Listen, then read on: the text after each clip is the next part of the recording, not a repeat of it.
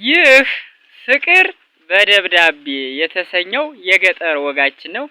በዚህ የገጠር ወጋችን አንድ የገጠር ወጣት ጎረምሳ ለሚወዳት ለከንፈር ወዳጁ ወይንም ለፍቅረኛው ምን አይነት ደብዳቤ በፍቅር አዋስቶ ይልክላታል የሚለውን እንመለከተዋለን።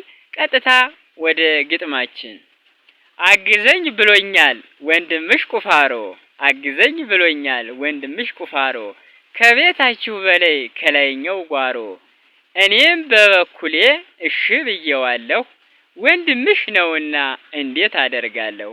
ከምንሰራበት ምሳ ይዘሽ ነይ፣ በዛች አጋጣሚ እንድንተያይ።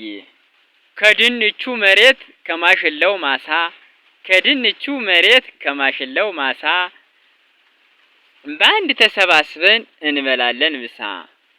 በአንድ ተሰባስበን ምሳ ስንበላ ሁላችን በአንድነት፣ ምሳ ስንበላ ሁላችን በአንድነት፣ ድንገት ትን ቢለኝ አንቺን ስመለከት ውሃ እንድትሰጪኝ በቶሎ በፍጥነት።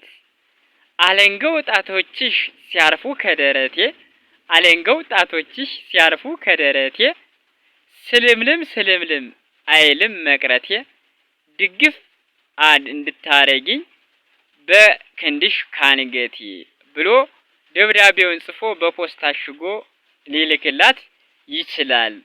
እርሷም ይህንን ግጥም ካነበበችው በኋላ ደስ ካላት በበነገው ጠዋት ትነሳና ዛሬ ትላለች፣ ዛሬ እኔ ምሳ ይዤ የምሄድ እኔ ነኝ ትላለች።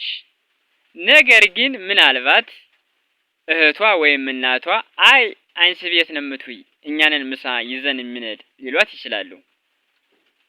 ቢሆንም ሴት መለኛ ናትና መለኛ ነሽና መላታጭም ይላል ያገሬ ሰው ሲዘፍን፣ እንደምንም አታላ ምሳቸውን የወንድሟንና የባለንጀሯን ወይም የከንፈር ወዳጇን እንዲሁም ሌላ ሰው በአጋጣሚ ድንገት ሊመጣ ይችላል በማለት ጨመር አድርጋ ይዛ ከማሰው ትሄዳለች። ከማሰው እንደደረሰችም የከንፈር ወዳጇ ግጥሙን እንደተመለከተችው ይገባውና በጣም ልቡ በሐሴት ይሞላል ማለት ነው። ከዛም ምሳ ሰዓት ላይ ቁጭ ይላሉ።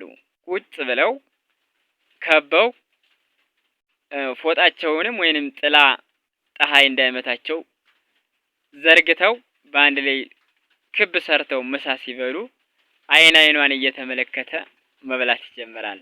እርሱም በሉጅ አማይቶ ይበላል አንጉቶ እንደሚሉ አበው በአጋጣሚ ትን ይለዋል። ከዚያም እርሷ በደብዳቤው መሰረት ቶሎ ውሃ ትሰጠዋለች።